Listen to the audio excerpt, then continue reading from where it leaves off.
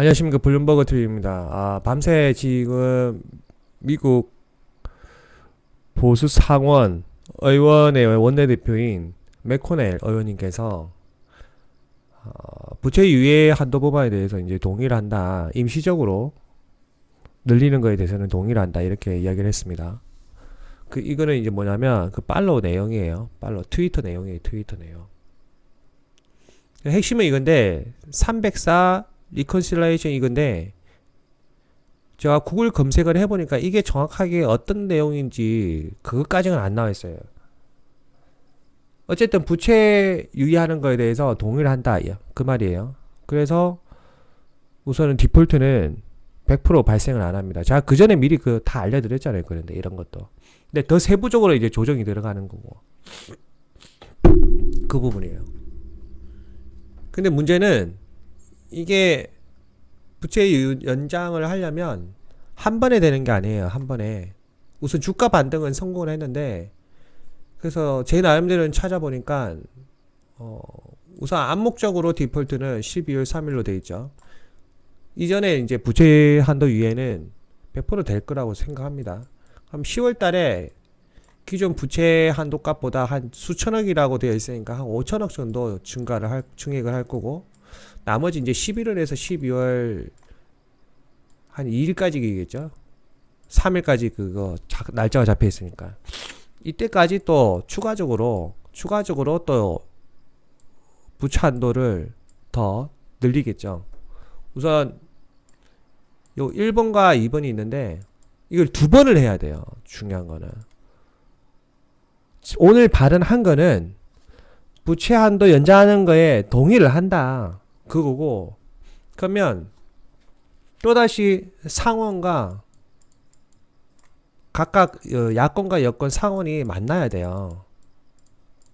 미국은 만나서 이거를 표결에 올려야 되고 그 다음에 또 한 번 더 표결에 올려야 돼요.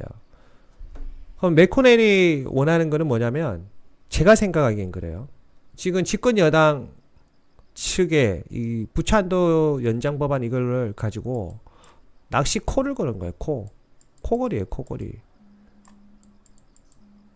우선은 미국이 디폴트에 빠지는 걸 미국 보수 단체는 절대로 원하지 않습니다. 미국이 디폴트에 빠지는 거는 결국에는 중국이 부상하는 것에 동의라는 거기 때문에 그것을 맥코넬은 용서를 할 수가 없습니다.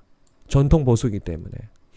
그래서 우선은 부채 한도 연장하는 것에 동의를 하는데 아마 이거 5천억 정도 증가시키는 표결을 붙일 때 보수 쪽에서 어떤 제안을 하겠죠.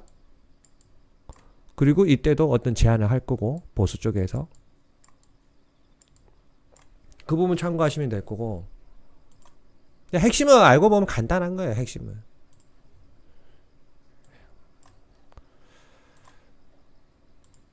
잠시만요. 그래서 지금 밤새 여러분 차트를 보시더라도 SPX 500이 이게 하단 캡이 딱 정확하게 씌워져 있죠. 이게 51선이고 이게 101선인데 101선 터치에 성공을 했습니다. 하단 캡이 씌워져 있으면 어떻게 될까요? 이게 이렇게 돼서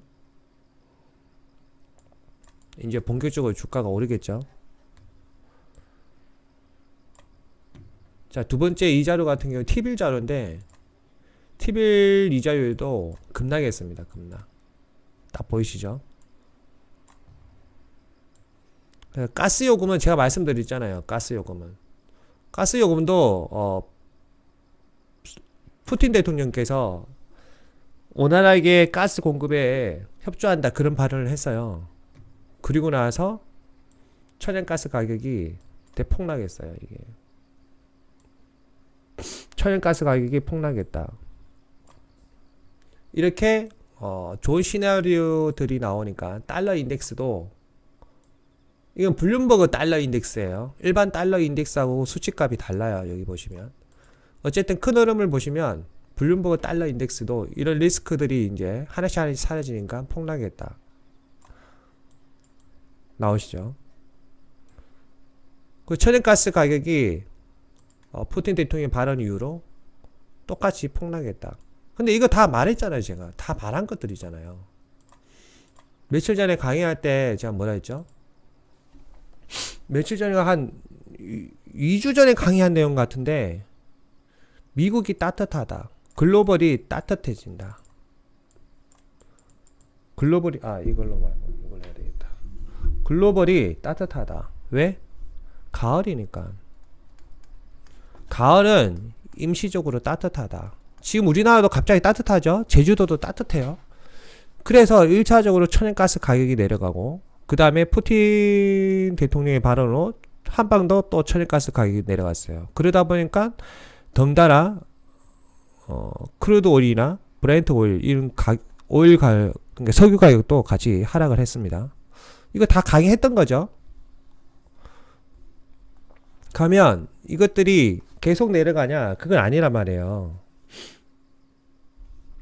한 11월쯤 되면은, 그러니까 단풍이 끝날 시점, 단풍이 끝나는 10월 말이나 11월 초 되면 다시 이것들이 쭉 올라가요. 올라가서 브렌트유 같은 경우는 $100 찍는단 말이에요.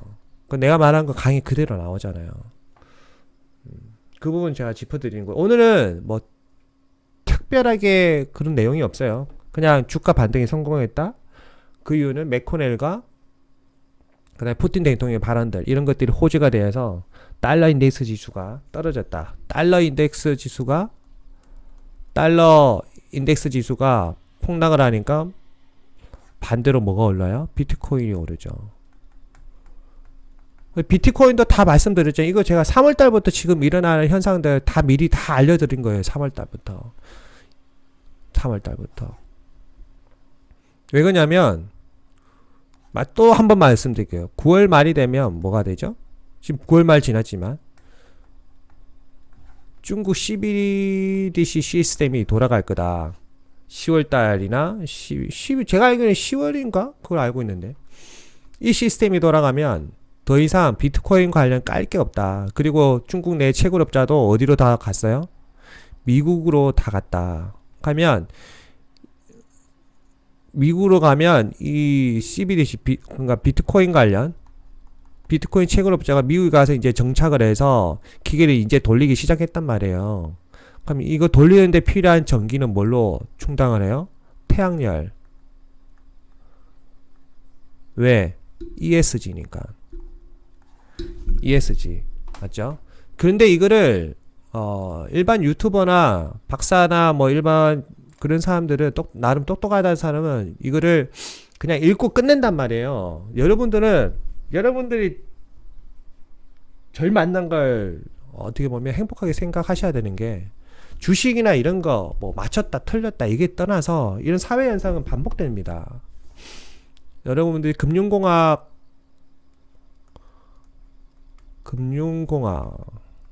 여기 대학원 과정을 가시면 꼭 금융공학 전문적인 학과가 아니더라도 금융 관련 어떤 석사 과정을 가시면 금융의 역사를 배워요. 핵심은 뭐냐면 유태인부터 시작됩니다. 이 유태인은 여러분도 알다시피 골드를 좋아하죠. 금을. 지금은 현재 진짜금이 있고, 그 다음에 가상의 금이 있죠. 가상의 금, 이게 비트코인이잖아요. 과거 유대인이 그러니까 스페인 무적함대, 갑자기 생각하는 게 생각이 안 나서 스페인 무적함대로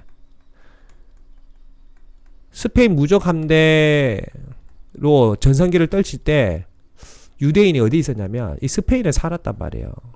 스페인에 살면서 어떤 자금을 지원했습니다. 자금을. 근데 이때 당시에 스페인 왕이 유태인을 깐단 말이에요. 돈만 밝히는 종족들. 그러면서 까버려, 얘들을, 유태인을. 그러면서 유대인이 이동을 해요. 까서 이렇게 유럽이, 대충 그릴게요. 유럽이 뭐 이렇게, 몰라, 이렇게 유럽이 있다 쳐요. 그럼 여기가 포르투갈, 스페인, 여기가 포르투갈, 스페인이라고 쳐요. 포르투갈, 스페인이라고 쳐요. 위치적으로. 그래서 하도 그 압박을 하는 밤에 이 유대인들이 금들고 어디로 도망갔냐면 위로 해서 네덜란드에 정착을 했단 말이에요. 네덜란드에 최종 정착을 했단 말이에요.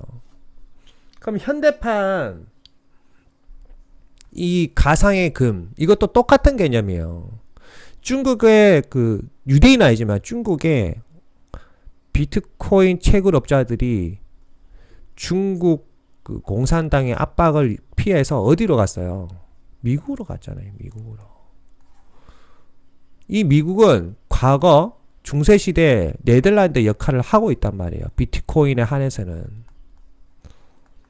그러면 이 자금이 한번 똑바로 정착하기 시작하면 쉽게 빠져나가냐? 그게 아니에요. 해당 국가에서 압박해서 쫓아내기 전까지는 정착을 계속합니다. 그러면 미국이 과연 비트코인족을 깔까요? 야, 너희 죽어. die. 죽어. 할까요? 절대로 안 합니다. 이 역사를 알기 때문에. 그리고 미국이란 나라가 그들의 후손이기 때문에. 절대로 안 갑니다. 한번 정착된 자금은 미국은 사회에 글로벌적으로 시스템이 다 되어 있잖아요. 이거를 인정해버리는 순간 미국의 어떤 GDP는 엄청나게 올라갑니다. 엄청나게. 대신에 단점도 있겠죠. 단점도. 뭐? 탈세.